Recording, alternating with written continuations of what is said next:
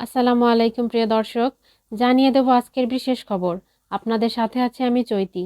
সংবাদে এই রিপোর্ট করছেন তানজিদ হোসাইন। আবারও শীত জেঁকে বসেছে। শীতের শেষ ভাগে এসে জমে উঠেছে শীত কুয়াশার খেলা। এ যেন মাঘের শীতে বাঘ কাঁপানোর গল্প। ঘুম শেষে বিছানা ছেড়ে এসে বাইরে তাকাতেই ধোঁয়াচ্ছন্ন সব। শীতের কুয়াশায় ঢাকা পড়ে আছে কয়েক হাত দূর হতে আরও দূর দৃষ্টিসীমা পেরিয়ে। একটু অসাবধানেই ঘটতে পারে মহাবিপদ। কৃষক শ্রমিক সহ খেটে খাওয়া মানুষদের বেড়েছে চরম দুর্ভোগ। এই দুর্ভোগের সাথে যোগ দিয়েছে অসময়ের ঝড় বৃষ্টির পূর্বাভাস। এ যেন আরেক আতঙ্ক।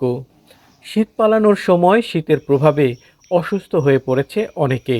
শীতের কনকনে ঠান্ডায় বিশেষ করে শিশু ও বৃদ্ধরা শীতজনিত জ্বর, সর্দি, কাশি, নিউমোনিয়া এবং ডায়রিয়া সহ বিভিন্ন রোগে বেশি আক্রান্ত হয়। এ সময় হাসপাতাল ও ক্লিনিকগুলোতে শীতজনিত রোগীর সংখ্যা বেড়ে যায়। শীত যেন বিত্তহীন ও গরিব মানুষদের জন্য জীবনের দুর্ভোগ বয়ে নিয়ে আসে।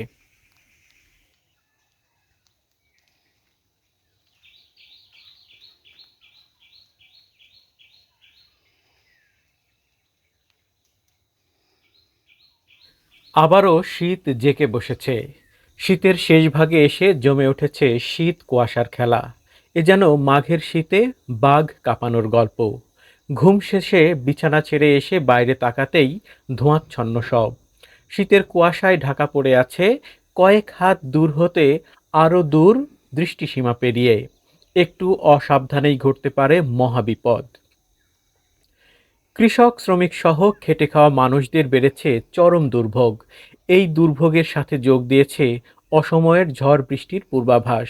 এ যেন আরেক আতঙ্ক। শীত পালানোর সময় শীতের প্রভাবে অসুস্থ হয়ে পড়েছে অনেকে। শীতের কনকনে ঠান্ডায় বিশেষ করে শিশু ও বৃদ্ধরা শীতজনিত জ্বর, সর্দি, কাশি, নিউমোনিয়া এবং ডায়রিয়া সহ বিভিন্ন রোগে বেশি আক্রান্ত হয়। এ সময় হাসপাতাল ও ক্লিনিকগুলোতে শীতজনিত রোগীর সংখ্যা বেড়ে যায়। শীত যেন বিত্তহীন ও গরিব মানুষদের জন্য জীবনের দুর্ভোগ বয়ে নিয়ে আসে। প্রিয় দর্শক, আজ এ পর্যন্তই।